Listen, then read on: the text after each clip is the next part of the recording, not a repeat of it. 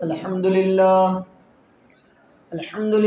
نحمده ونستعينه ونستغفره ونعوذ بالله من شرور أنفسنا ومن سيئات أعمالنا من يهده الله فلا مضل له ومن يضلل فلا هادي له وأشهد أن لا إله إلا الله وحده لا شريك له وأشهد أن محمدا عبده ورسوله أما بعد فإن خير الحديث كتاب الله وخير الهدي هدي محمد صلى الله عليه وسلم وشر الأمور محدثاتها وكل محدثة بدعة وكل بدعة ضلالة وكل ضلالة في النار. قال الله تبارك وتعالى: وقال الذين لا يرجون لقاءنا لولا أنزل علينا الملائكة أو نرى ربنا لقد استكبروا في أنفسهم وعتوا عتوا كبيرا. رب اشرح لي صدري ويسر لي أمري واحلل عقدة من لساني يفقهوا قولي. معزز بزرگان دین، قابل قدر سامعین اور میری ماں اور بہنوں، کافروں نے نبی اکرم صلی اللہ علیہ وسلم کے معجزات کو اور ان کے اوپر نازل کیے گئے کتاب قرآن مجید کو کافی نہیں سمجھا. آپ صلی اللہ علیہ وسلم نے جو بھی معجزہ پیش کیا یا قرآن کی جو آیتیں نازل ہوئی اور قرآن کا جو پیغام پیارے نبی صلی اللہ علیہ وسلم نے لوگوں کے درمیان پیش کیا، تو لوگ اس کتاب برحق کو اور آپ کے اوپر یا آپ کو عطا کیے گئے معجزے کو لوگوں نے کافی نہیں سمجھا، اور آپ کو نبی ماننے سے یا پھر دین اسلام کو دین حق ماننے سے انکار کر دیا، اور یہ مطالبہ کر دیا، کہا کہ وقال الذین لا یرجون لقاءنا لولا انزل علینا الملائکۃ او نرى ربنا. محمد ٹھیک ہے، تم جو کہہ رہے ہو، جو دعویٰ کر رہے ہو ٹھیک ہے، لیکن ہم اس وقت تک ایمان نہیں لائیں گے جب تک فرشتوں کو ہمارے اوپر جو نہیں ہمارے پاس نہ بھیج دو. تو یا پھر ہم اپنے رب کو ہم جب تک نہ دیکھ لیں، جس رب کا تم وعدہ کر رہے ہو، جس رب کا کلام لے کر کے آئے ہو، اس رب کو ہم جب تک اپنی نگاہوں سے نہیں دیکھ لیں گے، فرشتوں کو اپنی نگاہوں سے نہیں دیکھ لیں گے، فرشتوں کو اپنے سامنے نہیں پائیں گے، اس وقت تک ہم اسلام قبول کرنے والے نہیں اور تمہارے دعوے کو سچ ماننے والے نہیں. تو یہ کفار و مشرکین کا طرز عمل تھا، اور ان کی بدعقیدگی تھی اور خرافات تھا ان کے ذہن میں، جس کو قرآن کریم نے بیان کیا ہے اور ہمیں بتلایا ہے. جبکہ قرآن کریم ایک ایسی لازوال کتاب ہے اور ایک ایسی کتاب ہے کہ اس کتاب کی مثال آج تک پوری دنیا 1000 کوششوں کے باوجود نہیں پیش کر سکی. اور یہ اللہ کا چیلنج بھی ہے کہ فاتو بعشر سور مثلہ مفتریات، کہ 10 صورتوں کو تم اگر چاہو تو قرآن جیسی 10 صورت بھی لے کر کے چلے آؤ، اور چھوڑو 10 صورت کو بھی اللہ نے ہلکا کر دیا، کہا فاتو بصورت من مثلہ، ایک صورت قرآن جیسی تم کوئی نازل کر دو، لے کر کے چلے آؤ قرآن کے ہم پلہ، تو پھر بات بنے. لیکن اسی رب نے پھر یہ تردید بھی کر دی، کہا کہ فَإِن لَمْ تَفْعَلُوا، تم کر نہیں سکتے ہو، تم چاہ کر کے بھی نہیں کر سکتے ہو، وَلَن تَفْعَلُوا، اور پھر مزید تاکید پیدا کیا کہ ہرگز تم نہیں کر سکتے ہو ایسا، قرآن جیسی کوئی کتاب تم لا ہی نہیں سکتے ہو. تو قرآن جیسی عظیم کتاب جس کی مثال پیش کرنے سے انسان اور جنات بھی قاصر رہے، عاجز رہے، بے بس رہے، اس کے بعد بھی وہ یہ مطالبہ کر رہے ہیں کہ ہم قرآن کو نہیں مانیں گے، فرشتوں کو لے کر کے آؤ۔ تو ان کے انہی کرتوتوں کو دیکھتے ہوئے، سب کچھ کرتے ہوئے اللہ نے کیا کہا؟ وَقَدِمْنَا إِلَىٰ مَا عَمِلُوا مِنْ عَمَلٍ فَجَعَلْنَاهُ هَبَاءً مَنْثُورًا۔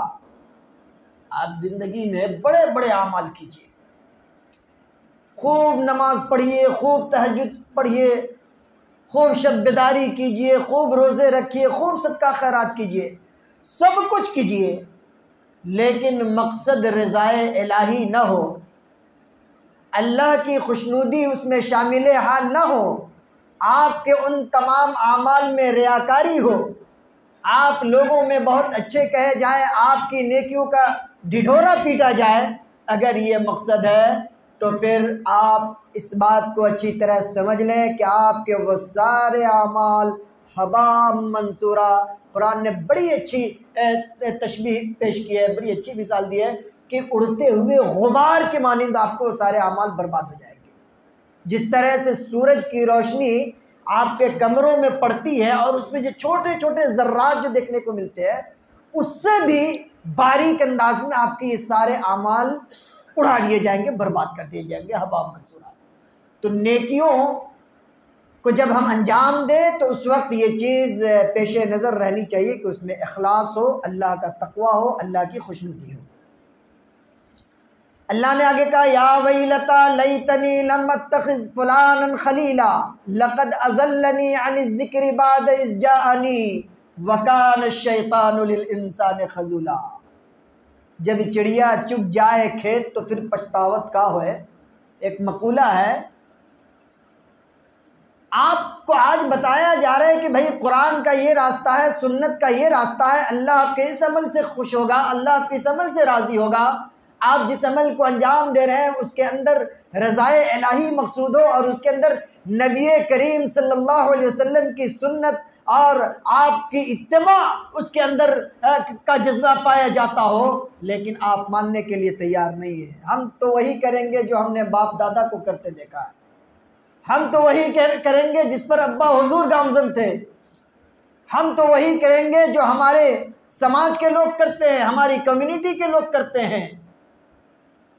تو آج آپ چاہے جتنا بڑک پن کا اظہار کر لیں، لیکن یاد رکھیے قرآن آپ کے بارے میں یہ بتلا رہا ہے، قرآن آپ کو یہ تنبیہ دے رہا ہے اور اس بات کی خبر دے رہا ہے کہ مسلمانوں کل قیامت کا دن ہوگا اور اس وقت تم کفے افسوس منو گے اور اپنے کیے پر پچھتاؤ گے اور کہو گے کہ یا ویلتا لیتنی لم اتخذ فلانا خلیلا، اے کاش میں نے فلاں کو اپنا دوست نہ بنایا ہوتا، میں اس کی باتوں میں آ کر اپنے اعمال کو برباد نہ کیا ہوتا، میں اس کی باتوں میں آ کر اتباع سنت سے بھٹکا نہیں ہوتا، اور میں اس کی باتوں میں آ کر غلط راستے کو نہیں اختیار کیا ہوتا، صراط مستقیم کو نہیں چھوڑا ہوتا۔ لقد اضلنی عن الذکر بعد اذ جاءنی وکان الشیطان للانسان خذولا۔ انسان اس وقت افسوس کرے گا کہ ہمیں اللہ کی یاد سے، اللہ کی اطاعت سے، نبی کریم صلی اللہ علیہ وسلم کی اطاعت سے لوگوں نے ہمیں منحرف کر دیا، گمراہ کر دیا۔ میرے بھائیوں، وقت ہے، زندگی ابھی ملی ہوئی ہے، آنکھیں کھلی ہوئی ہے، ابھی ہدایت کے راستے آپ کے سامنے ہیں، چن لیجئے اس راستے کو، اختیار کر لیجئے اس راستے کو اور اسی پر لپٹ جائیے، تاکہ کل قیامت کے دن جہاں کوئی کسی کا پرسان حال نہیں ہوگا، وہاں آپ کو کفے افسوس نہ ملنا پڑے، وہاں شرمندگی نہ اٹھانی پڑے۔ اور اس آیت سے ہمیں یہ پتہ چلتا ہے کہ برے ساتھی کے ساتھ وقت گزارنے والا انسان حسرت کرے گا اور بہت نادم ہوگا، شرمندہ ہوگا۔ اور اس سلسلے میں اللہ کے رسول صلی اللہ علیہ وسلم کی وہ حدیث ہمیشہ پیش نظر رہنی چاہیے۔ سنن ابن داؤد کی روایت ہے، حضرت ابو ہریرہ رضی اللہ تعالیٰ عنہ کہتے ہیں کہ اللہ کے نبی صلی اللہ علیہ وسلم نے کہا، کیا کہا؟ الرجل علی دین خلیلہ، انسان اپنے دوست کے، جو اس کا دوست ہوتا ہے بڑا قریبی، اسی کی دین، اسی کے طور طریقے اور اسی کے کلچر کو انسان اپناتا ہے۔ فَلْيَنْظُرْ أَحَدُكُمْ مَنْ يُخَالِلْ، اگر کسی کو پتہ کرنا ہو کسی کے بارے میں کہ اس کی تہذیب کیا ہے، اس کی ثقافت کیا ہے، یا پھر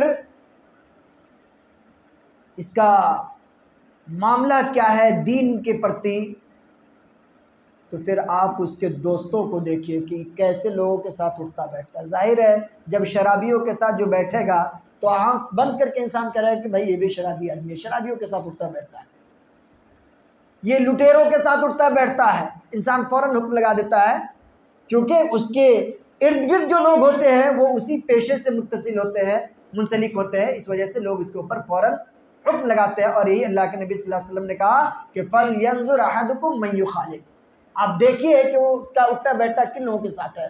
اب ظاہر ہے اگر ہمارا اٹھنا بیٹھنا ان لوگوں کے ساتھ ہوگا جو قرآن و سنت سے دور ہے، جو پیارے نبی صلی اللہ علیہ وسلم کی لائی ہوئی سچی شریعت سے دور ہے، اور جو آبا پرستی، قوم پرستی اور شخصیت پرستی پر جن کی دکانیں ٹکی ہوئی ہیں اور جن کی بلڈنگیں اس پر قائم ہو رہی ہیں، تو میرے بھائیوں آپ یاد رکھ لیں کہ بنیاد اس کی کمزور ہے، اور جس بلڈنگ کی بنیاد کمزور ہو اسے آج ہو کل ہو پرسوں ہو اس کو ڈھہنا ہے، اس کو تباہ و برباد ہو جانا ہے۔ ٹھیک اسی طرح سے اگر آپ رسول کریم صلی اللہ علیہ وسلم کے راستے سے ہٹے ہوئے ہیں تو آپ کے وہ اعمال برباد ہوں گے، آپ کے وہ اعمال آپ کے لیے وبال جان بھی بنیں گے، اس لیے کہ بتانے والے نے آپ کو بتا دیا کہ خیر کا راستہ یہ ہے، شر کا راستہ یہ ہے، اس راستے کو اپناؤ گے تو بھلائی کے راستے پر گامزن رہو گے، اس راستے کو اپناؤ گے تو برائی کے راستے پر چلے جاؤ گے۔ لیکن اس کے باوجود بھی ہم نے انا پرستی اور اپنے من کی بات کو ہم نے سنا اور اس چیز کو دیکھا کہ ہمارے باپ دادا نے کیا کیا، ہم نے اس کو اپنے دانتوں سے پکڑے رکھا، تو پھر سوائے بربادی کے اور کچھ نہیں ہوگا۔ اللہ نے کہا وقال الرسول یا رب ان قوم اتخذوا هذا القرآن مہجورا، قیامت کا دن ہوگا اور عجیب منظر ہوگا۔ پیارے نبی صلی اللہ علیہ وسلم جن کے بارے میں کہا گیا کہ یہ امت کے لیے سب سے رحم دل انسان ہے، اور اس نبی کی حالت یہ ہوگی کہ اللہ کی عدالت قائم ہوگی، اللہ جج کی کرسی پر براجمان ہوگا اور اس کے سامنے مدعی بن کر پیارے رسول صلی اللہ علیہ وسلم آئیں گے اور مدعا پیش کریں گے، قضیہ پیش کریں گے، کیس دائر کریں گے، کس کے خلاف؟ ہمارے خلاف، آپ کے خلاف، ان کے خلاف، ان کے خلاف، یعنی اپنی امت کے لوگوں کے خلاف پیارے نبی صلی اللہ علیہ وسلم مقدمہ دائر کریں گے۔ کس چیز کا؟ یا رب ان قوم اتخذوا هذا القرآن مہجورا، اے اللہ یہ سارے کے سارے میری امت کے لوگ ہیں، یہ سارے کے سارے میری امت کے افراد ہیں۔ ان قومی اتخذوا هذا القرآن مہجورا، اے اللہ ان کا گناہ یہ ہے، ان کا جرم یہ ہے کہ انہوں نے قرآن کو چھوڑ دیا، قرآن کو انہوں نے چھوڑ دیا تھا۔ قرآن کا پڑھنا، قرآن کا سننا، جب بہت جلدی اکتا جاتے ہیں کہ بھائی قرآن کی باتیں بہت لمبا ہو گیا، بہت لمبی تقریر ہو گئی، بہت لمبی نماز ہو گئی۔ زندگی پانی کے بلبلے کے مانند چند دنوں کی زندگی ہے، کچھ وقت دے دیجیے اللہ کے لیے۔ اللہ کے نبی کہیں گے کہ یہ قرآن کو پڑھتے نہیں تھے، قرآن کو سنتے نہیں تھے، اور قرآن کی جو تعلیمات تھی اس تعلیمات پر یہ گامزن نہیں تھے۔ قرآن کے واضح پیغام کے آ جانے کے بعد بھی یہ باپ دادا کی چال چلن کو، ان کے ریتی اور رواج کو پکڑ کر کے بیٹھے رہا کرتے تھے۔ ان کے بزرگوں نے جو کہہ دیا وہ اسی کو دین سمجھا کرتے تھے۔ اے اللہ یہ وہ مجرمین ہیں جنہوں نے قرآن کی تعلیمات کو چھوڑ دیا تھا۔ میرے بھائیوں وہ کتنا برا وقت ہوگا جس دن نبی کونین صلی اللہ علیہ وسلم ہمارے خلاف اگر مقدمہ دائر کرتے، وہ کتنا منحوس وقت ہوگا اس انسان کے لیے کہ جس کے خلاف اللہ کے نبی صلی اللہ علیہ وسلم اپنا مقدمہ پیش کرتے ہیں۔ اس لیے ہمیں اور آپ کو چاہیے کہ قرآن کی تعلیمات کو اپنی زندگی میں جگہ دیجیے اور قرآن کی تعلیمات سے جڑیے، قرآن سے جڑیے۔ اور یاد رکھیے اس آیت سے یہ بھی پتہ چلتا ہے کہ جو قوم، جو افراد قرآن سے اپنا رشتہ توڑ لے تو قرآن سے رشتہ توڑ لینا یہ نبی صلی اللہ علیہ وسلم کے لیے بہت ہی تکلیف دہ چیز ہے، بہت تکلیف دہ چیز ہے کیا آپ صلی اللہ علیہ وسلم کی امت کا کوئی فرد اس بات کو قبول کرے کہ ہم ایسا عمل کریں کہ جس سے ہمارے نبی کو تکلیف پہنچے؟ اگر ہم اس بات میں پیچھے ہیں، قرآن کی تعلیمات سے ہم دور ہیں، تو پھر ہمارے ایمان کی خیریت کو پتہ کرنا چاہیے، اور ہمیں یہ سوچنا اور سمجھنا چاہیے کہ ہم اللہ کے نبی صلی اللہ علیہ وسلم کے تکلیف کا سبب تو نہیں بن رہے ہیں، اور اگر ایسا ہے تو میرے بھائیوں وقت ہے اپنے آپ کو متنبہ کر لیں اور قرآن کریم سے اپنا رشتہ جوڑ لیں۔ اللہ کے نبی صلی اللہ علیہ وسلم بلکہ اس آیت کریمہ کی روشنی میں امام ابن تیمیہ رحمہ اللہ نے بڑی پیاری بات فرمائی ہے اپنی کتاب مجموع الفتاویٰ کے اندر، جلد نمبر 4 صفحہ نمبر 106۔ اس کے اندر آپ رحمہ اللہ نے فرمایا کہ فَبَيَّنَ أَن مَّنْ هَجَرَ الْقُرْآنَ فَهُوَ مِنْ أَعْدَاءِ الرَّسُولِ۔ یہ بات واضح ہو گئی، کلیئر ہو گئی کہ جو شخص قرآن کو چھوڑ دیتا ہے، قرآن کا چھوڑنا گویا کہ رسول کریم صلی اللہ علیہ وسلم کی دشمنی اختیار کرنا ہے۔ اب ہمیں اور آپ کو فیصلہ کرنا ہے کہ ہم کس ڈگر پر ہیں، اور پھر ہم اس چیز کو سمجھنے کی کوشش کریں۔ اللہ نے کہا وَعِبَادُ الرَّحْمَنِ الَّذِينَ يَمْشُونَ عَلَى الْأَرْضِ هَوْنًا وَإِذَا خَاطَبَهُمُ الْجَاهِلُونَ قَالُوا سَلَامًا وَالَّذِينَ يَبِيتُونَ لِرَبِّهِمْ سُجَّدًا وَقِيَامًا وَالَّذِينَ يَقُولُونَ رَبَّنَا اصْرِفْ عَنَّا عَذَابَ جَهَنَّمَ إِنَّ عَذَابَهَا كَانَ غَرَامًا إِنَّهَا سَاءَتْ مُسْتَقَرًّا وَمُقَامًا وَالَّذِينَ إِذَا أَنفَقُوا لَمْ يُسْرِفُوا وَلَمْ يَقْتُرُوا وَكَانَ بَيْنَ ذَلِكَ قَوَامًا وَالَّذِينَ لَا يَدْعُونَ مَعَ اللَّهِ إِلَٰهًا آخَرَ وَلَا يَقْتُلُونَ النَّفْسَ الَّتِي حَرَّمَ اللَّهُ إِلَّا بِالْحَقِّ وَلَا يَزْنُونَ وَمَن يَفْعَلْ ذَلِكَ يَلْقَ أَثَامًا۔ 11 صفات کو اللہ نے بیان کیا کہ رحمان کے بندے وہ ہیں، اللہ کے حقیقی بندے وہ ہیں جو زمین پر چلتے تو اکڑتے نہیں ہیں، اللہ کی مخلوق کے ساتھ اپنی اکڑ کو نہیں دکھاتے ہیں، عاجزی اور انکساری کے ساتھ جھک کر کے چلتے ہیں۔ وَإِذَا خَاطَبَهُمُ الْجَاهِلُونَ قَالُوا سَلَامًا، اور جب کوئی بدبخت ان سے منہ لگنے کی کوشش کرتا ہے تو گالی کا جواب گالی سے نہیں دیتے۔ ہم کہتے ہیں نا کہ اینٹ کا جواب پتھر سے، اور افسوس ہوتا ہے ہمارے ان بھائیوں پر بھی، اللہ انہیں ہدایت دے۔ ہم اپنے بھائیوں کے لیے ہمہ وقت ہدایت کی دعا کرے کہ اللہ ان کو گمراہی کے راستے سے ہٹا کر کے ہدایت کے راستے پر گامزن کر دے، اور جب کوئی آدمی اپنے بھائی کے لیے اس طرح کی دعا کرے تو اللہ کی قسم اس سے بڑا مخلص کوئی نہیں ہو سکتا جو اپنے بھائی کے لیے ہدایت کی دعا کرے۔ یہاں اللہ تعالیٰ یہ بتلا رہا ہے کہ جو اچھی زبان استعمال کرے، جو اپنے بھائیوں کے لیے سلامتی کی دعا کرے، جو گالی کا جواب گالی سے نہ دے، وہ اللہ کے بہترین بندے ہیں۔ پھر جائزہ لیجئے ہمارے ان بھائیوں کا جو قرآن و سنت کا دعویٰ کرتے ہیں، قرآن و سنت کے علم کا دعویٰ کرتے ہیں، اور وہ ترجمان کی حیثیت سے جانے جاتے ہیں، دین کے ترجمان کی حیثیت سے، لیکن اپنی محفلوں میں، اپنی مجلسوں میں اور اپنی وعظ اور تقریروں کے درمیان اپنے کلمہ پڑھنے والے مسلمان بھائیوں کو، اور بلکہ جو توحید کے راستے پر جو لوگ گامزن ہوا کرتے ہیں، یا جو لوگ اللہ کے نبی صلی اللہ علیہ وسلم کی اتباع کرتے ہیں، ان لوگوں کو لوگ باضابطہ گالیاں دیا کرتے ہیں۔ کیا وہ اللہ کے نیک بندے ہو سکتے ہیں؟ ہرگز نہیں، ہرگز نہیں۔ تو اللہ کے نیک بندے وہ ہیں، رحمان کے پیارے بندے وہ ہیں جو زمین پر اکڑ کر نہیں چلتے اور لوگوں کو گالیاں نہیں دیتے، اچھی بات سے کسی کو بھی جواب دیتے، جب کوئی بری بات کہے تو سلامتی کی دعا کر کے اس کے لیے نکل جائے۔ وَالَّذِينَ يَبِيتُونَ لِرَبِّهِمْ سُجَّدًا وَقِيَامًا، اور جو رات کو جب دنیا سو رہی ہوتی ہے تو سجدے میں پڑھ کر، قیام کی حالت میں، رکوع کی حالت میں اپنے رب کو یاد کرتا ہے۔ وَالَّذِينَ إِذَا أَنفَقُوا لَمْ يُسْرِفُوا وَلَمْ يَقْتُرُوا وَكَانَ بَيْنَ ذَلِكَ قَوَامًا۔ اللہ کا بہترین بندہ وہ ہے، اللہ کا سچا بندہ وہ ہے کہ جو اسراف و تبذیر یعنی فضول خرچی نہیں کرتا ہے، ناپ تول کر کے اور جگہ پر خرچ کرتا ہے، اللہ کے راستے میں خرچ کرتا ہے، اور بے جا پیسے کو، دولت کو پانی کی طرح سے ہی نہیں بہاتا، اور پھر بخالت بھی نہیں کرتا ہے۔ اور پھر اللہ کے اچھے بندے کون ہیں؟ جو اپنے رب سے دعا مانگتے، کیا ربنا اصرف عنا عذاب جہنم ان عذابها کان غراما۔ اللہ کے نیک بندے وہ ہیں جو جہنم کے آگ سے پناہ طلب کرتے ہیں، وہ اللہ کے نیک بندے ہیں۔ اور پھر اللہ نے کہا کہ والذین لا یدعون مع اللہ الہا آخر، اور اللہ کے حقیقی اور بہترین بندے وہ ہیں لا یدعون مع اللہ۔ میرے بھائیو کہاں کہاں آپ جھٹلاؤ گے، آپ کہاں کہاں پر چور دروازے تلاشنے کی کوشش کرو گے؟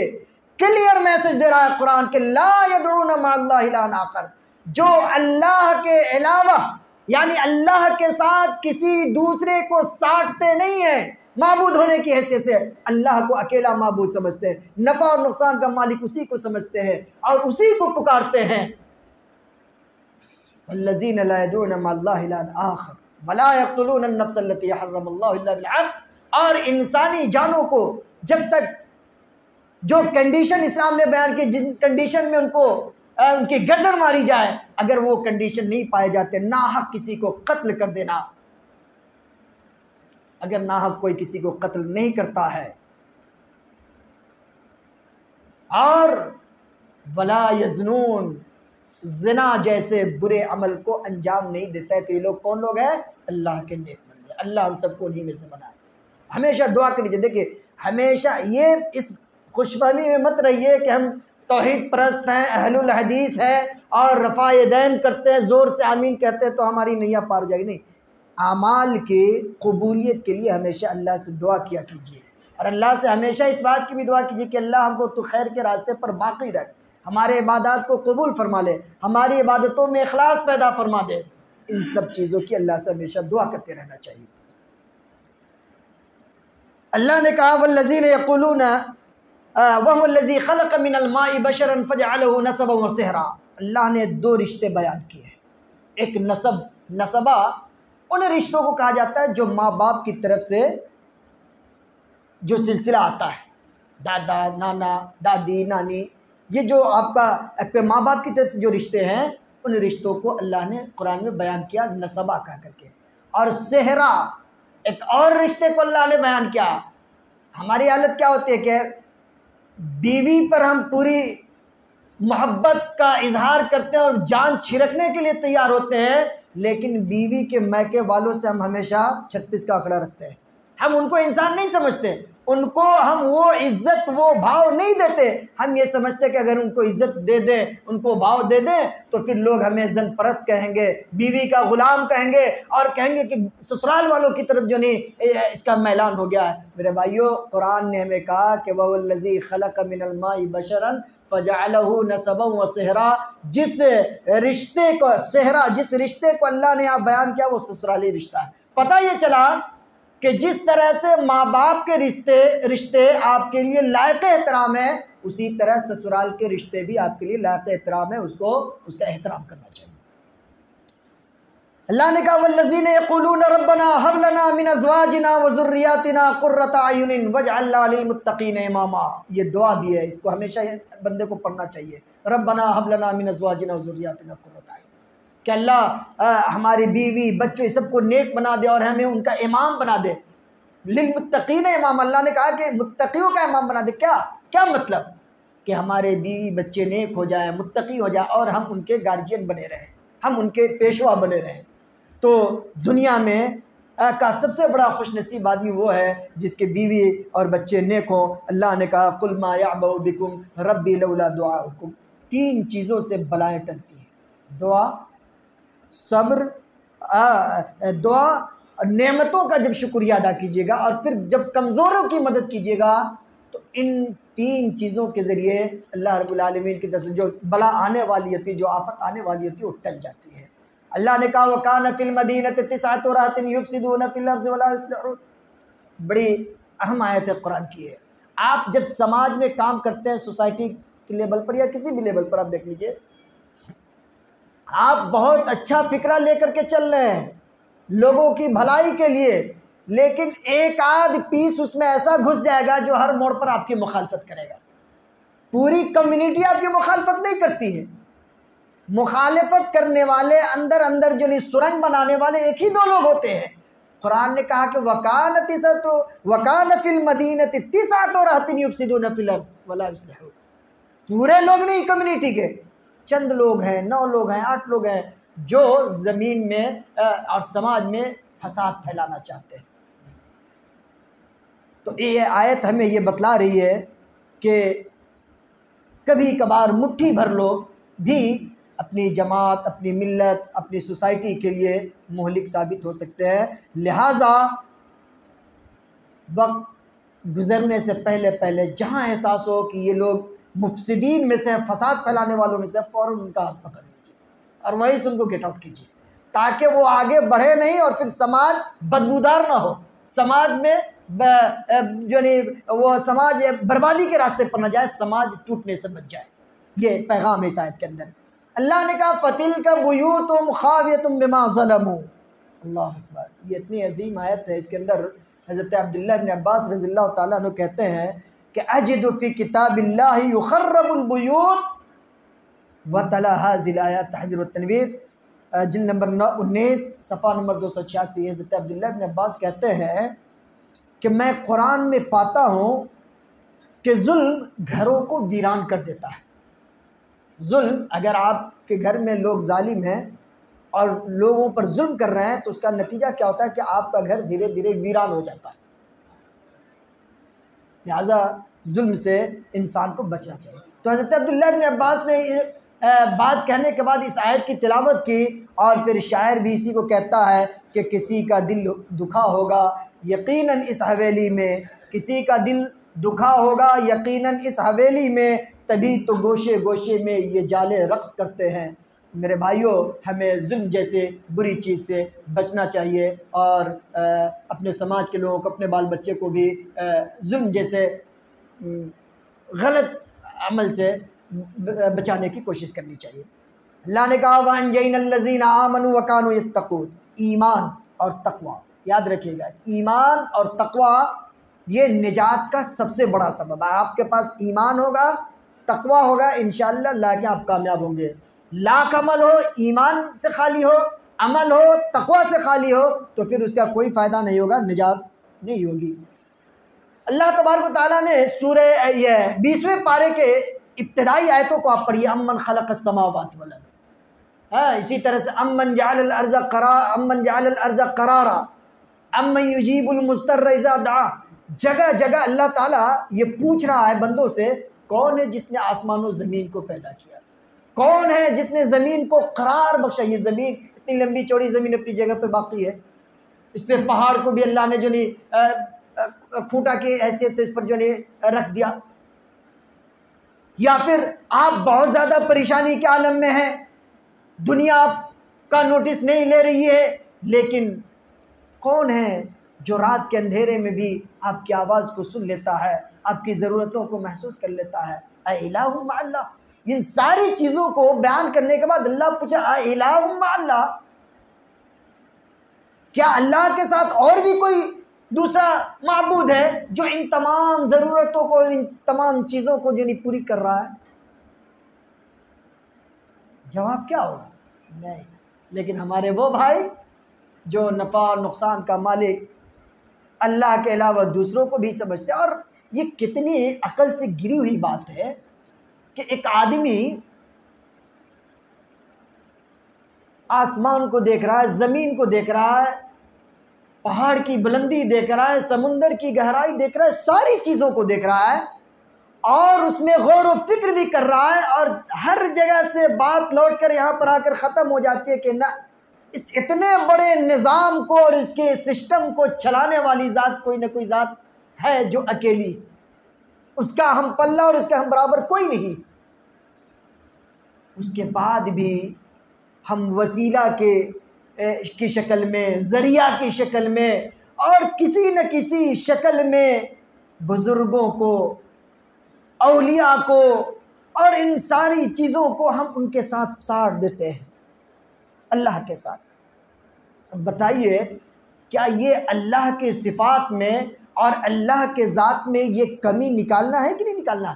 اللہ جو کہہ رہا ہے کہ اذا سالک عبادی عنی فانی قریب، بندہ جب مجھے پکارتا ہے جس وقت، اس وقت میں اس سے سب سے زیادہ قریب ہوتا ہوں، میں اس کی دعا کو سنتا ہوں، اس کی پکار کو سنتا ہوں۔ اور پھر قرآن کہہ رہا ہے کہ وَنَحْنُ أَقْرَبُ إِلَيْهِ مِنْ حَبْلِ الْوَرِيدِ، اس کے شہ رگ سے بھی زیادہ ہم قریب ہیں۔ اور پھر ایسی صورت میں ہم اللہ کے ساتھ کسی اور کو ساٹ دیں، کسی اور کو تھوپ دیں، تو کیا یہ اللہ کے الوہیت پر، اللہ کے رب ہونے پر اور اس کے معبود ہونے پر شک نہیں ہے تو اور کیا ہے؟ کیا پھر ہم اللہ کے حق کو ہم چھین رہے نہیں تو اور کیا؟ تو میرے بھائیوں، ان ساری چیزوں کو ہمیں اور آپ کو سمجھنے کی ضرورت ہے۔ اللہ تبارک و تعالیٰ نے کہا، بلکہ اور یہ آیت ہمیں یہ بتلا رہی ہے، یہ اَمَّن یُجِیبُ الْمُضْطَرَّ اِذَا دَعَاهُ وَیَکْشِفُ السُّوءَ، کہ جس کی آہوں اور سسکیوں کا کوئی نوٹس لینے والا نہ ہو، اس کے درد و غم کی کوئی پرواہ کرنے والا نہ ہو، وہ اپنا دکھڑا اگر رب کو سنائے تو اس کی فریاد رائگاں نہیں جاتی ہے۔ یاد رکھیے گا، اس کی فریاد رائگاں نہیں جاتی۔ اگر آپ اپنے رب کو سچے دل کے ساتھ ایک سمجھ کر کے پکاریے، چاہے جتنی بھی پریشانی میں آپ رہیے، آپ کی پکار رائگاں نہیں جائے گی۔ اللہ اس دنیا میں آپ کو اس کا اجر دے گا، بدلہ دے گا، اور اگر اس دنیا میں آپ کو اس کا بدلہ نہیں ملا تو پھر مایوس مت ہوئیے۔ یہ دنیا چند دنوں کی زندگی ہے، ہمیشہ رہنے والی زندگی آخرت کی زندگی ہے، اور وہ زندگی جس کے ایک دن کے بارے میں قرآن نے کہا 50,000 سنہ، 50,000 سال کے برابر وہاں کا ایک دن ہوگا۔ اس دن کے لیے اللہ نے آپ کی دعاؤں کو بیلنس کر کے رکھ دیا ہے کہ آپ آخرت میں جائیے گا تو اس کا فائدہ آپ کو وہاں ملے گا، جنت کی شکل میں اور جنت کی نعمتوں کی شکل میں۔ تو انسان کو کبھی مایوس نہیں ہونا چاہیے اللہ کی ذات سے۔ اللہ تعالیٰ مظلوم کی آنکھوں سے گرنے والے ایک ایک آنسو کا حساب لیتا ہے۔ فَتَوَكَّلْ عَلَى اللَّهِ إِنَّكَ عَلَى الْحَقِّ الْمُبِينِ۔ پورا دین دو چیزوں پر ہے۔ کیا ہے؟ بندہ کے عقیدہ اور عمل میں یہ چیز ہونی چاہیے کہ عقیدے میں اور عمل میں وہ حق پر رہے، وہی جو فرمان مصطفیٰ کی روشنی میں ہو، رسول کریم صلی اللہ علیہ وسلم کے تعلیمات کی روشنی میں ہو۔ عقیدے کے باب میں اور عمل کے باب میں انسان کو حق پر ہونا چاہیے۔ اور پھر دوسری چیز کہ انسان ہمیشہ بھروسہ رکھے تو کس پر رکھے؟ اللہ کی ذات پر۔ إِنَّكَ لَا تُسْمِعُ الْمَوْتَى وَلَا تُسْمِعُ الصُّمَّ الدُّعَاءَ إِذَا وَلَّوْا مُدْبِرِينَ۔ بڑی اہم آیت ہے، اور یہی آیت ان لوگوں کے لیے دلیل بھی بن رہی ہے۔ لوگ کہتے ہیں نا کہ ہم تو وہ قبر میں جو سوئے ہوئے ہیں وہ ہماری پکار کو سن لیتے ہیں، ہماری آواز کو سن لیتے ہیں۔ اب بتائیے، دنیا کا چاہے جتنا بڑا انسان آ جائے، جتنا بڑا انسان آ جائے، اگر اس کی بات میں اور رب تعالیٰ کی بات میں اگر ٹکراؤ پیدا ہو تو بات کس کی قبول کی جائے گی؟ سچی کس کی بات ہوگی؟ بتائیے کس کی بات سچی ہوگی؟ رب تعالیٰ کی بات سچی ہوگی، قرآن کی بات سچی ہوگی۔ قرآن کہہ رہا ہے کہ لا تسمع الموتى، چاہے جو بھی دلیل گڑھ لو، جو بھی فلسفہ ان بیچارے کم پڑھے لکھے لوگوں کو تم پڑھا دو، لا تسمع الموتى، مردوں کو تم سنا نہیں سکتے، ولا تسمع الصم الدعاء، تمہاری بات ہم مان لیں گے، ہم مان لیں گے تمہاری بات کے مردے سنتے ہیں۔ کب؟ ولا تسمع الصم الدعاء۔ یہ دلیل ہے، یہ آیت کا یہ ٹکڑا کہ آپ ہمارے سامنے کسی بہرے کو سنا کر کے دکھا دیجئے۔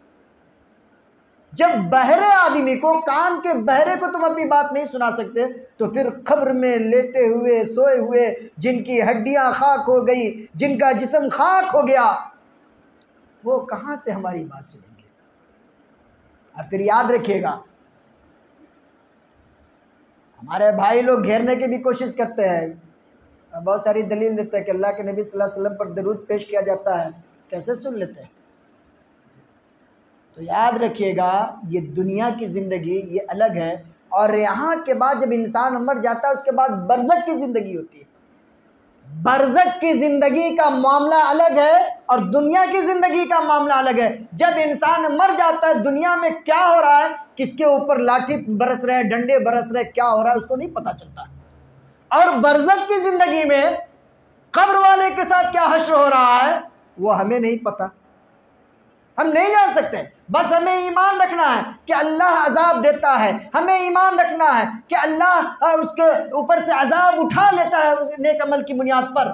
ہمیں ان چیزوں پر ایمان رکھنا ہے، اس کی کیفیت کیا ہے، کیسے ہے، جب تک اللہ کے رسول صلی اللہ علیہ وسلم کے فرمان سے کوئی بات ہمارے سامنے نہ آئے ہم اس کو ماننے کے لیے تیار نہیں۔ تو میرے بھائیوں، قبر میں سوئے ہوئے لوگ کسی کی پکار کو نہیں سنتے ہیں۔ پکار سننے والی ذات کون ہے؟ اللہ کی ذات ہے۔ اس کو گرہ سے باندھ لیجیے اور اپنے وقت کو ضائع مت کیجیے۔ جب کچھ مانگنا ہو تو اسی اللہ سے مانگیے۔ اور آخری آیت، فجاءت احداهما تمشي على استحياء قالت رب ان ابي يدعوك ليجزيك اجر ما سقيت لنا فلما جاءه وقص عليه القصص۔ یہ آیت جو ہے اس کا بیک گراؤنڈ یہ سمجھیے کہ حضرت موسیٰ علیہ السلام سفر کرتے ہوئے مدین پہنچتے ہیں اور مدین میں کنواں ہے۔ اس کنویں پر انہوں نے دیکھا کہ بہت سارے لوگ چرواہے سب اکٹھا ہیں اور سب اپنے اپنے بکریوں کو پانی پلا رہے، اپنے اپنے جانور کو۔ دیکھا کہ دو لڑکی الگ کنارے میں کھڑی ہوئی اپنی بکریوں کو لے کر کے اور وہ حجاب کے ساتھ ہے، پردے کے ساتھ ہے۔ حضرت موسیٰ علیہ السلام نے کہا کہ کیوں، کیا بات ہے؟ سارے لوگ اپنے اپنے جانور کو پانی پلا رہے اور آپ لوگ نہیں پلا رہی ہیں؟ تو کیا کہا ان لڑکیوں نے؟ حتی یصدر الرعاء، جب یہ ہم اس وقت تک اپنے جانور کو پانی نہیں پلائیں گے جب تک کنویں پر سے یہ چرواہوں کی جو بھیڑ لگی ہوئی یہ ہٹ نہ جائے۔ وَأَبُونَا شَيْخٌ كَبِيرٌ، اور رہی بات میرے باپ کی تو میرا باپ بوڑھا آدمی ہے، اس وجہ سے وہ جانور کو پانی پلانے آ نہیں سکتا۔ ان کے بڑھاپے کی وجہ سے ہم دونوں بہنیں اپنے جانور کو پانی پلانے آئیں اور یہ بھیڑ ختم ہو جائے گی تو پھر ہم جا کر وہاں پلاتے ہیں۔ بہرحال حضرت موسیٰ علیہ السلام نے ان کی مجبوری کو سمجھا اور ان کے جانور کو لے جا کر کے پانی پلا دیا اور پھر اس کے بعد آ کر کے فَسَقَىٰ لَهُمَا ثُمَّ تَوَلَّىٰ إِلَى الظِّلِّ فَقَالَ رَبِّ إِنِّي لِمَا أَنزَلْتَ إِلَيَّ مِنْ خَيْرٍ فَقِيرٌ۔ اور اس کے بعد موسیٰ علیہ السلام ایک سائے میں جا کر بیٹھ گئے، آرام کرنے لگے۔ پھر یہ دونوں لڑکیاں اپنی بکریوں کو لے کر اپنے گھر گئی اور جا کر اپنے باپ سے بیان کیا حضرت شعیب علیہ السلام سے۔ بعض مفسرین نے کہا کہ وہ حضرت شعیب علیہ السلام ہے، بعض مفسرین نے کہا کہ نہیں شعیب علیہ السلام نہیں، کوئی دوسرے آدمی ہے۔ بہرحال چاہے جو بھی ہو، ان لڑکیوں نے اپنے باپ کو جا کر کہا کہ ایک آدمی ہے اور اس آدمی نے میری بکریوں کو پانی پلا دیا، جانوروں کو پانی پلا دیا، اور وہ بڑا مضبوط آدمی ہے، بڑا ایماندار آدمی ہے، قوی آدمی ہے۔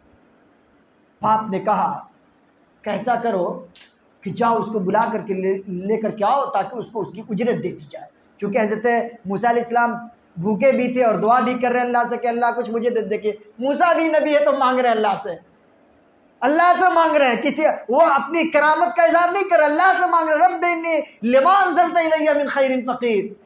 اور پھر خلاصہ یہ کہ فجاءت احداهما تمشی علی استحیاء، وہ دونوں لڑکیاں شرماتے ہوئے جھجکتے ہوئے آئی۔ فجاءت احداهما تمشی علی استحیاء، ان میں سے ایک آئی اور قالت ان ابی یدعوک لیجزیک اجر ما سقیت لنا۔ اس بیٹی نے کہا کہ اے فلاں بزرگ آپ چلیے، میرے ابا حضور نے آپ کو بلایا ہے لیجزیک اجر ما سقیت لنا، تاکہ آپ کو اس کا بدلہ دے دے جو آپ نے میرے جانوروں کو پانی پلایا، آپ کو اس کی اجرت دے دے۔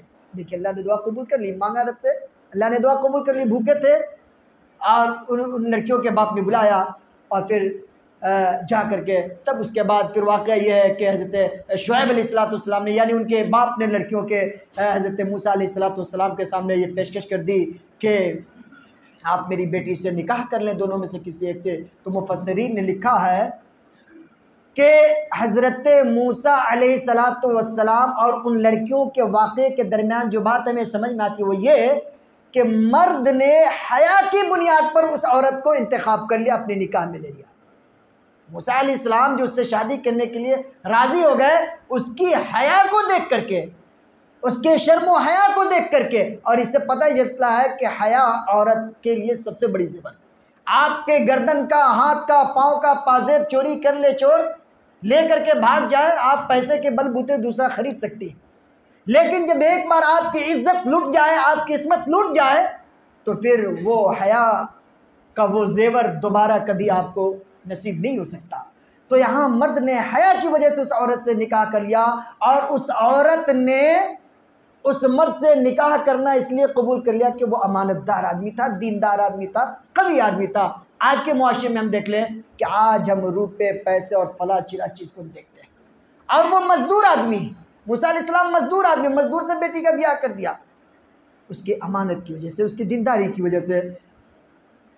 اور وابتغی فیما آتاک اللہ الدار الآخرہ، دنیاوی نعمت سے آخرت کی تیاری کرے، دنیا میں جو بھی مال و دولت ملے اس کو اچھے راہ میں خرچ کیجئے، مساجد کی تعمیر میں، علماء کی تکریم میں، حفاظ کی تکریم میں، یتیموں پر، بیواؤں پر اور مدارس میں پڑھنے والے بچوں پر خرچ کیجئے، پڑوسیوں کی مدد کیجئے، غریبوں پر خرچ کیجئے، ان کے ذریعے آپ جو نہیں آخرت کی تیاری کریں۔ ولا تنس نصیبک من الدنیا، دنیا میں جو بھی جائز چیزیں ہیں جیسے کھانا پینا، گھر، لباس، مکان، ان ساری چیزوں میں آپ اعتدال سے خرچ کریں۔ واحسن کما احسن اللہ الیک، اور جس طرح اللہ نے آپ کو دولت دیا ہے اس دولت کو آپ غریبوں پر بھی خرچ کر کے آپ ان کے ساتھ احسان کریں اور اللہ کے اس مال کا آپ حق ادا کریں۔ اور احسب الناس ان یترکوا ان یقولوا آمنا وهم لا یفتنون، آپ ایمان لائے ہیں، آپ توحید پر قائم ہیں، تو صرف یہ کہہ دینا کہ ہم ایمان قبول کر لیے، زبان سے ایمان کا اعلان کر دیے اور پھر اس کے بعد آپ کی آزمائش نہ ہو، ایسا نہیں ہو سکتا۔